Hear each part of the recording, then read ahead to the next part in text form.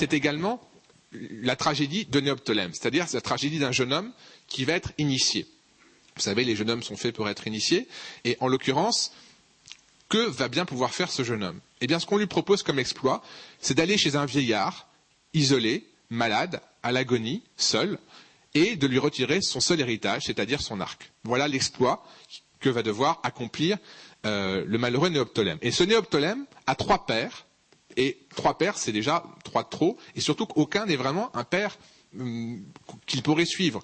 Le premier père, c'est Achille, le père mort, c'est-à-dire que Néoptolème est déjà écrasé par ce père super-héros et qu'il n'arrivera jamais à dépasser. Le deuxième père, je vous en ai parlé tout à l'heure, c'est Ulysse. Et là, c'est une chose qui est très intéressante dans la version que Jean-Pierre Siméon fait de cette pièce, c'est-à-dire que Ulysse séduit Néoptolème, et Ulysse, vous savez, c'est ce héros moderne, ce héros de la ruse. C'est le héros de la guerre dégénérée. On n'est plus dans la guerre à l'ancienne, des gladiateurs, de combats singuliers, le héros de type Achille, justement. On est dans un héros qui biaise.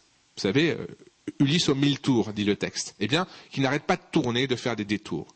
Et donc, il faut ruser, biaiser, pour devenir un héros. Seulement, et c'est là que la tragédie devient passionnante pour nous à entendre, le troisième père pour Néoptolème, c'est Philoctète. C'est-à-dire que Philoctète voit arriver ce jeune homme et lui dit « mon fils ». Et il le prend sous son aile, il le prend en affection. Toute la tragédie, c'est quel père ce jeune homme va-t-il choisir? Et c'est là aussi que ça nous parle très directement, c'est-à-dire ce ballottement du personnage entre un vieillard intraitable, presque insupportable dans sa souffrance, et en même temps très émouvant, très pathétique, et puis, d'autre part, le pragmatique Ulysse qui dit « pour vaincre les Troyens, nous avons besoin de trahir un vieillard ». Alors que faut-il choisir?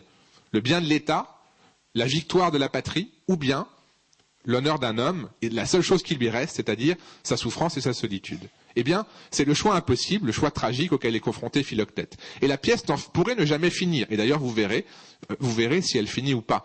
Elle est dans cette espèce d'oscillation permanente, et on se demande comment en sortir.